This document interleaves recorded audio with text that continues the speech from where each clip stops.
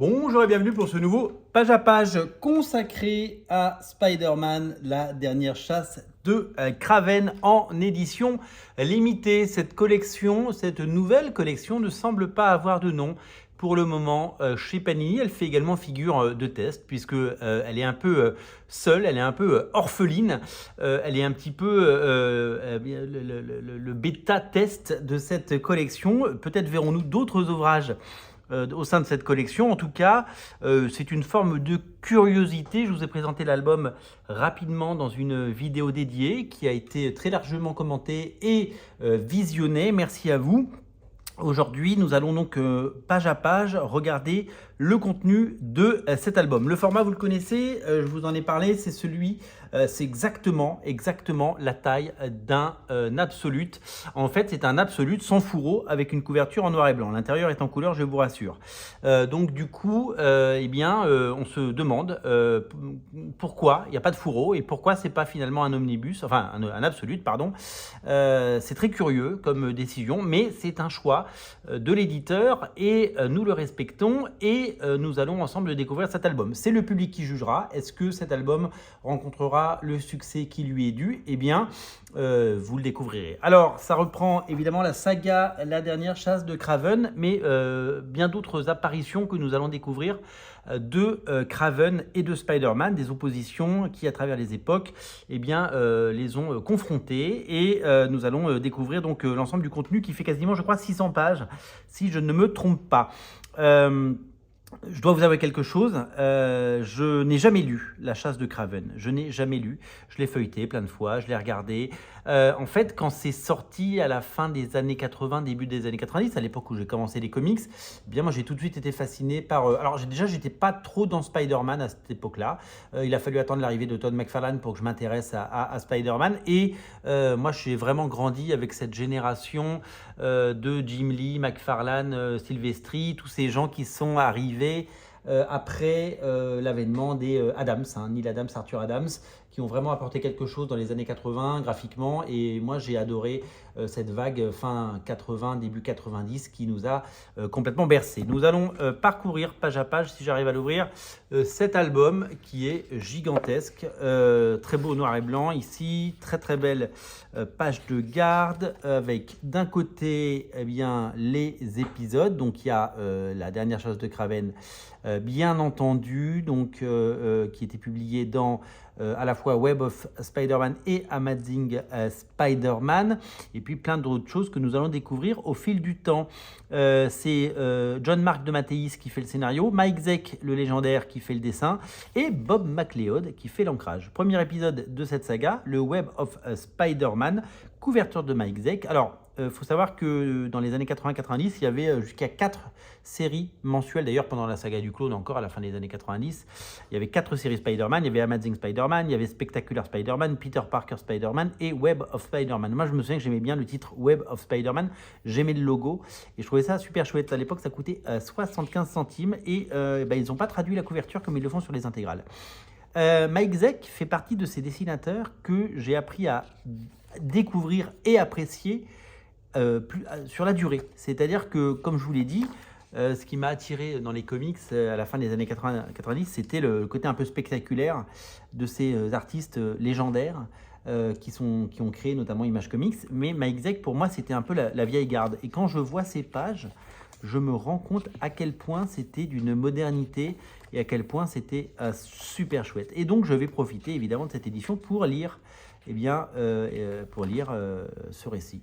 La suite, elle est dans Amazing Spider-Man, voilà.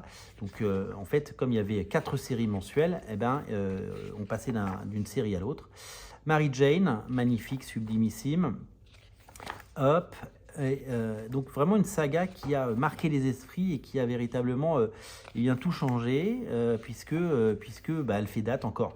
Alors il y a un film Kraven qui devait sortir au cinéma et qui a été repoussé, comme vous le savez peut-être, et donc ça devait sortir à l'occasion du film parmi plein d'autres sorties. Le film sortira plus tard, mais nous, on a la chance d'avoir cet album pour ceux qui en feront l'acquisition. Peter Parker The Spectacular Spider-Man 131, ben, toujours par la même équipe, puisque les séries n'ont pas le même nom, mais elles se suivent. Je sais, c'est compliqué, mais les comics, ça a toujours été comme ça. Ne cherchez pas à comprendre, ne cherchez pas à une explication logique et rationnelle. C'est comme ça que les comics étaient publiés, et le sont encore, puisqu'aujourd'hui on passe d'une série à l'autre. Il n'y a qu'à voir à quel point c'est compliqué de livres et de suivre les X-Men de Jonathan Hickman pour se rendre compte que rien n'a changé. Couverture légendaire de Mike Zeck sur Web of Spider-Man 32. C'est bien parce qu'on a vraiment les apparitions de ces... Donc voilà, donc Spider-Man, vous l'avez compris, est assassiné, revient, et c'est à l'époque du costume noir, bien sûr, sublimissime costume, qui était un vrai costume, hein, qui n'était pas le symbiote, hein, c'était un vrai costume. Également, couverture légendaire sur Amazing Spider-Man 294. Il faut savoir que, je ne sais pas si vous vous souvenez, mais Todd McFarlane est arrivé aux alentours du numéro 300. Donc on est vraiment juste avant Todd McFarlane. Vraiment, je crois que... Alors, est-ce qu'il a fait des épisodes avant Todd McFarlane? Je ne sais plus, parce qu'on en a parlé il n'y a pas longtemps, mais ça se bouscule dans ma tête, ça se mélange, et clairement, on est à la même époque. Voilà, il est contemporain de Todd McFarlane. Voilà, c'est ce que je voulais vous dire. Peter Parker Spectacular Spider-Man 132 par la même équipe, avec un Peter Parker génial. Voilà, des grandes pages. Vraiment, c'est là qu'on se rend compte que c'est un très très grand classique. Et je crois, sans me tromper, que c'est une des premières fois qu'on a ces pages en grand, puisque évidemment, si vous voulez juste la saga principale, donc il va s'arrêter dans quelques pages, vous pouvez l'acheter à petit prix en collection Must-Have, hein, ça coûte 15,99 €. Et vraiment, vous n'avez pas... Voilà, et la saga se termine ici. Cap Kraven le chasseur est mort, mais est-il vraiment mort? Du coup, après, certains diront du remplissage, d'autres diront, eh bien, c'est pour les complétistes, je ne sais pas si c'est toutes les apparitions de Kraven, mais en tout cas, il y a, je crois que ça c'est la première apparition, couverture de Steve Ditko, le légendaire, et on se rend compte à quel point c'était incroyable, Steve Ditko, parce que ces épisodes datent, on est sur l'épisode numéro 15, hein, donc on est clairement en 1962 ou 3. Regardez comme c'est super bien dessiné, il y a une petite influence Kirby, mais c'est tellement magnifique de voir évoluer.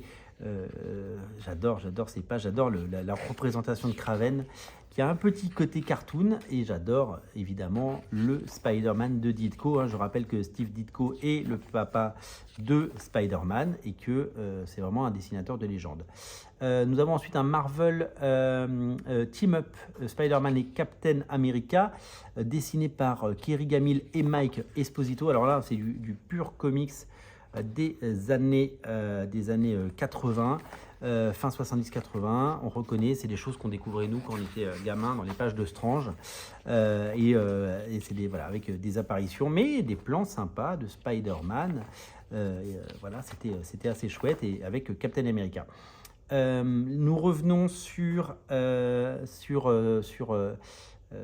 saga avec Amazing Spider-Man Soul of the Hunter de John Mark de Matisse et Mike Zeck. Donc ils reprennent ensuite, ils reviennent, nous sommes en 92, donc quelques années plus tard, Marvel leur demande de revenir sur la saga, et donc ils travaillent sur la saga et font revenir Kraven avec le retour de Kraven, comme vous pouvez le voir.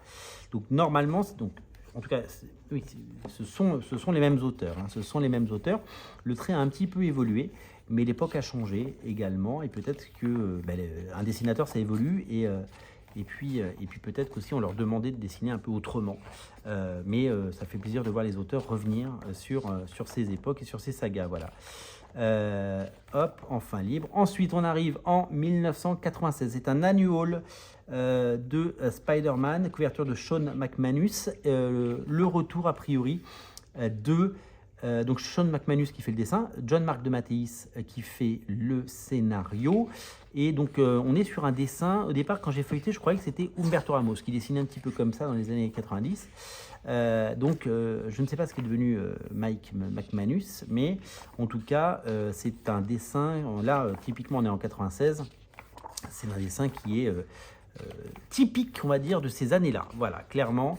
Donc retour de ce personnage avec des plans sympas, hein. Kraven là, Spider-Man, c'est pour le moment il n'y a, je trouve à mon goût, à mon sens, aucun artiste à mettre à la corbeille, quoi. C'est vraiment très joli et c'est vraiment très chouette. Ensuite nous sommes sur Peter Parker Spectacular Spider-Man 249. La couverture est signée Luc Ross.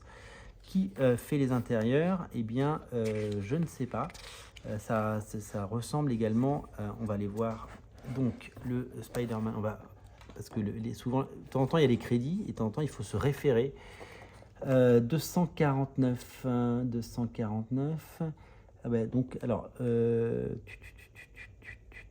Luc Ross peut-être, 249, c'est Luc Ross qui dessine, tout à fait, il fait la couverture et il dessine.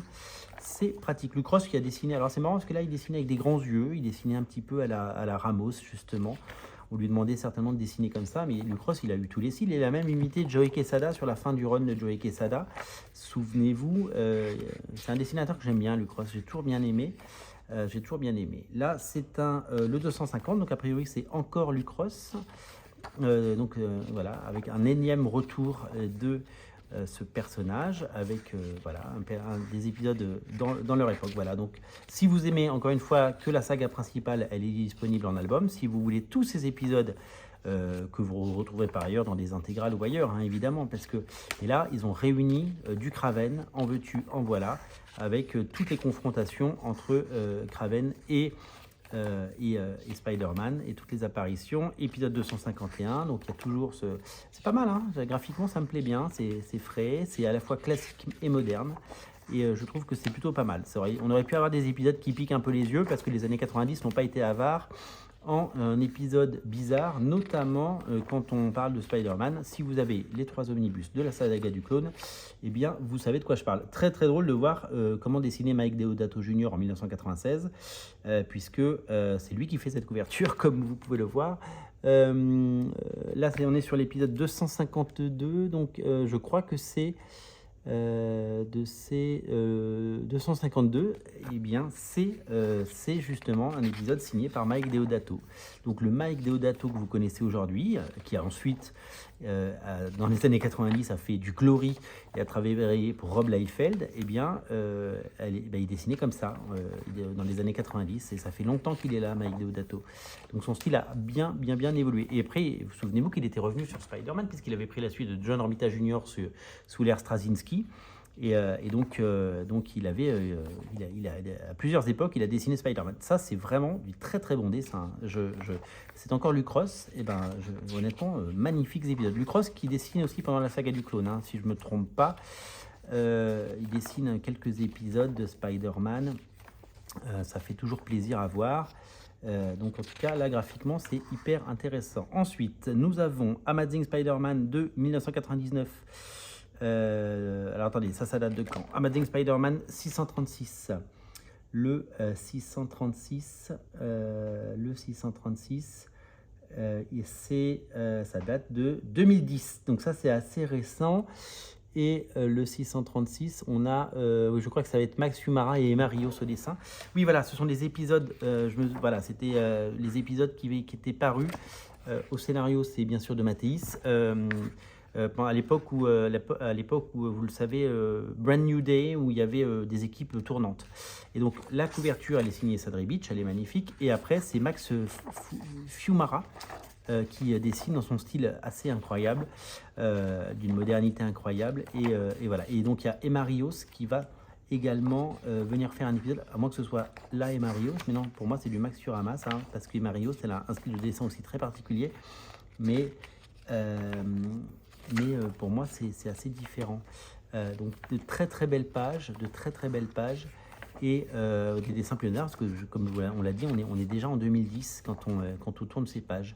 Donc il y avait certainement du Emma Rios dans les pages que je vous ai montrées. Un What If avec John Romita Jr. à la couverture et Marie Séverin à l'ancrage.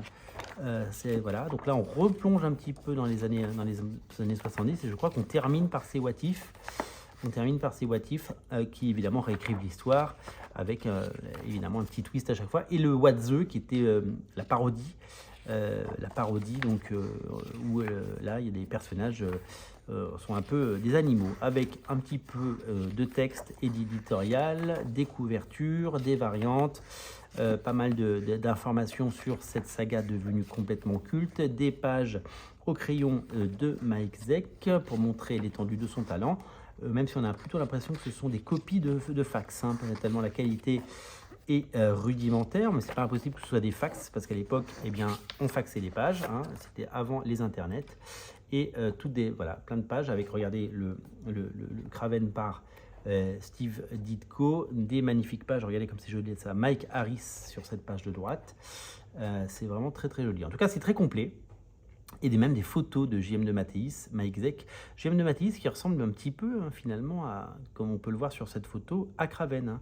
Et Bob MacLeod, que vous connaissez parce qu'il a fait énormément de salons en France et que c'est un auteur qui est très demandé. Voilà pour cette édition luxe, qu'on appellera édition collector, limitée a priori, qui nous présente donc une version enrichie, vous l'avez compris, de Spider-Man, les derniers jours, la dernière chasse de Kraven, dans une édition particulièrement riche en contenu. Voilà.